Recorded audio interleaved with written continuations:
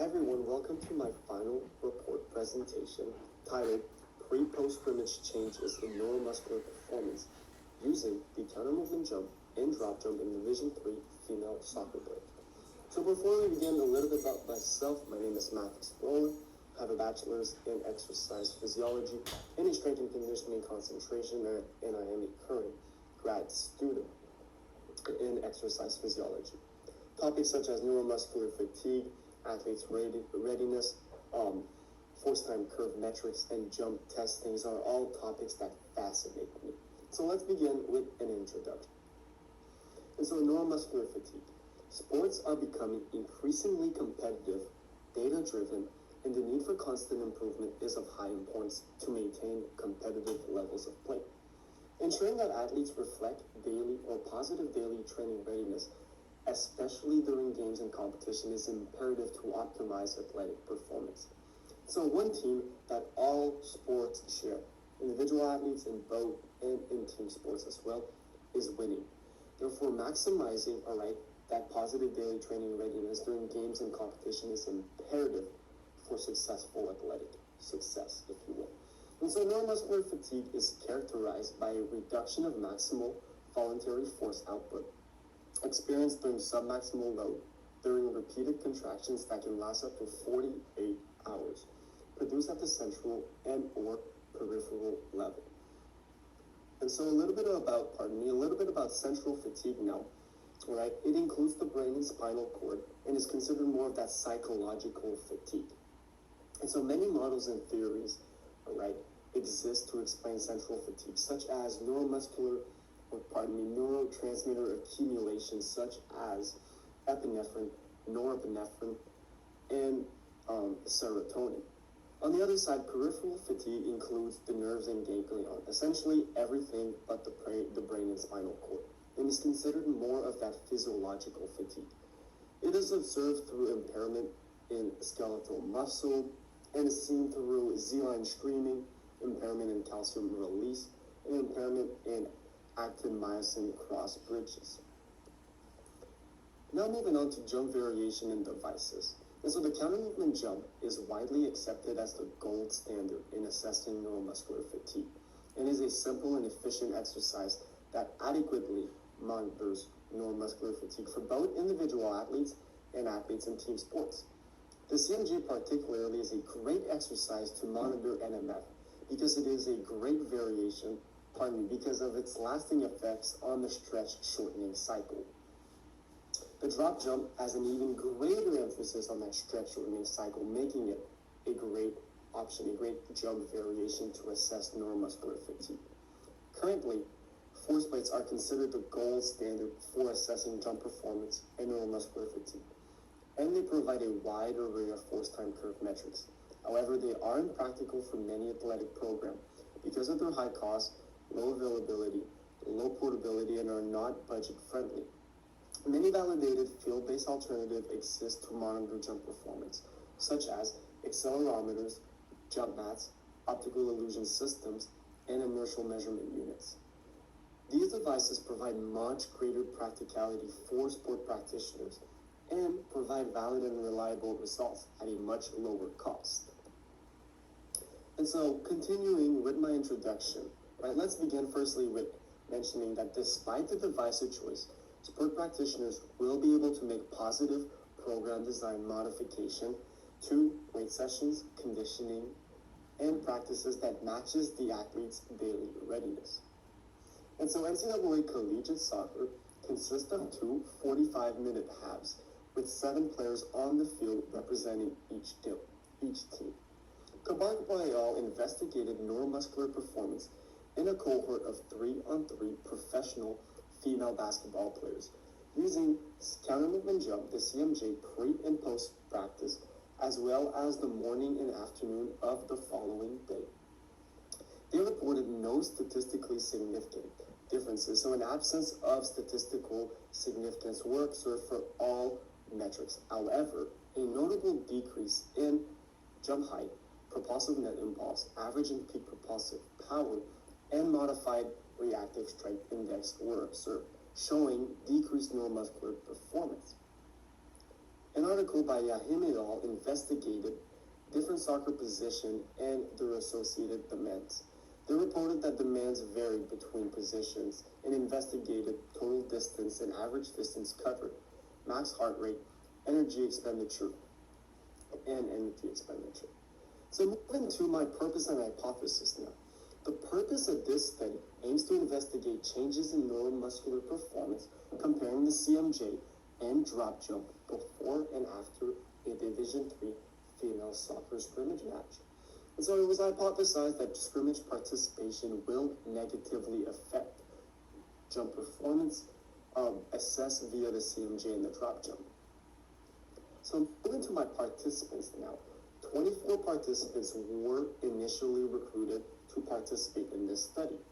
15 remained for the drop jump analysis, while 19 remained for the counter movement jump analysis. Participants were all NCAA Division III soccer athletes from the University of Mary Hardin-Baylor and were on the official roster.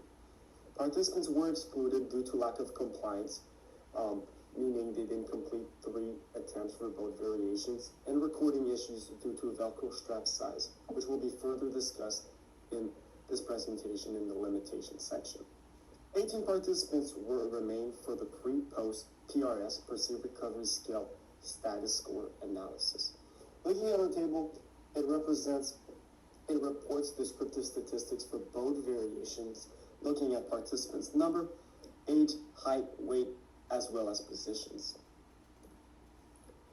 Looking at our methods now, so we used a repeated measure testing design. And so the day prior, athletes arrived at the weight room at regular time, and participants were familiarized with the testing procedures under the supervision of the Olympic strength and conditioning professional.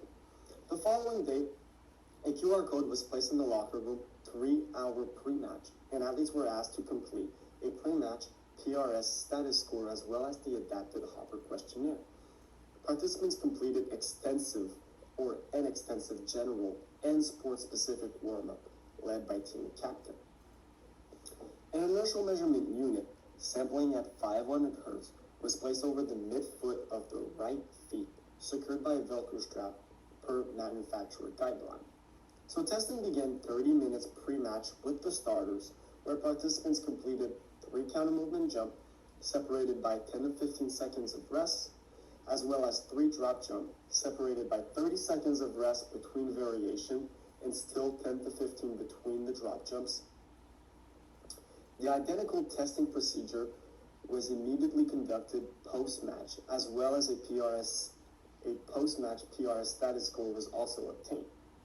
The average of all 3 attempts were used for final statistical analysis. Paired sample t-tests were used to examine statistical changes pre and post-match in all counter movement jump and drop jump metrics. Cohen's D was used to calculate the effect or the measure of effect size for each, again, respective variables. Looking at our results now, the counter movement jump. An absence of statistical significance were observed in all counter movement jump metric. And so the respective p-value associated with each jump height or each metric is presented for jump height, flight time, takeoff velocity, and total work. Small to moderate effect were observed for counter movement jump height, flight time, takeoff velocity, as well as total work. The table reports descriptive statistics pre and post-match, again, for each metric. Looking at this slide, we have 4 histograms representing each counter movement jump metric. Top left, we have our jump height. Top right, we have our flight time. Bottom left, we have our takeoff velocity. And then bottom right, we have our total work. Looking at results for the drop jump now. Additionally, an absence of statistical significance were observed for all drop jump metrics. Poor effect size were reported also for all 4 metrics. And so the descriptive statistics are presented in this table pre and post match for all 4 metrics. Again, we have an histogram representing each drop jump metric. Top left, we have our contact time. Top right, we have our RSI. Bottom left, our flight time. And then bottom right, we have our jump height. Discussion now. And so these results failed to support the null hypothesis that there will be a statistical significance pre and post scrimmage match or pre and post jump testing assessed via the counter movement jump and the drop jump.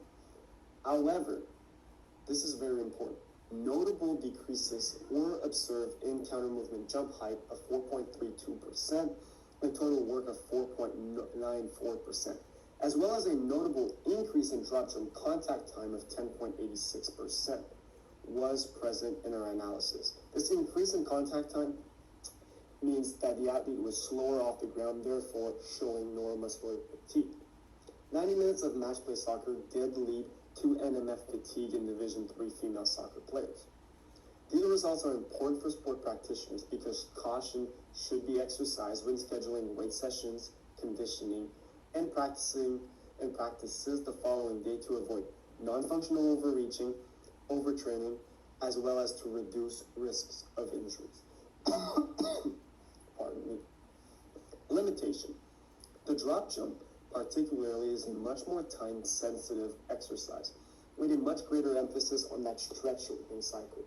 Considering drop jump or jump testing was completed immediately post-match, there may have been a potentiation effect leading to very minute differences, very minute changes pre and post drop jump testing. Velcro strap paired with soccer cleats. And so the Velcro strap provided by the manufacturer was a little big, considering soccer cleats are much smaller and much tighter than regular tennis shoes. It led to the exclusion of multiple participants specifically for the drop jump variation. Post-match engagement. Participants post-match were tired and they may not have given their true 100%, again, leading to not a full engagement in the post-match jump testing. Further research is warranted to understand fatigue in Division III female soccer players induced by 90 minutes of match play soccer. Additional time points should be considered, including morning and afternoon of the following day, to assess when jump performance returns to baseline, such as Kabarkapa et al. 2025 incorporated in his cohort of professional 3-on-3 basketball players. Such information would provide sport practitioners true understanding of an athlete's readiness and see when jump performance returns back to baseline to appropriately modify program design again and to match the athlete's daily readiness. Some practical applications now. With a rapid increase in competitiveness in sports, sport practitioners should strive daily to optimize their program design. Monitoring fatigue in Division III collegiate female soccer players is imperative for optimal sport performance. In the CMJ, particularly that jump height metric, it may be the best metric to monitor neuromuscular fatigue over the drop jump and its respective metric. The CMJ is a non-invasive, easily administered, and requires low-cost technology that can accurately measure neuromuscular fatigue. Such information will provide sport practitioners valuable information about an athlete's readiness that could enable better program design with optimal timing, driving athletes in a winning direction. Here we have my references. Thank you.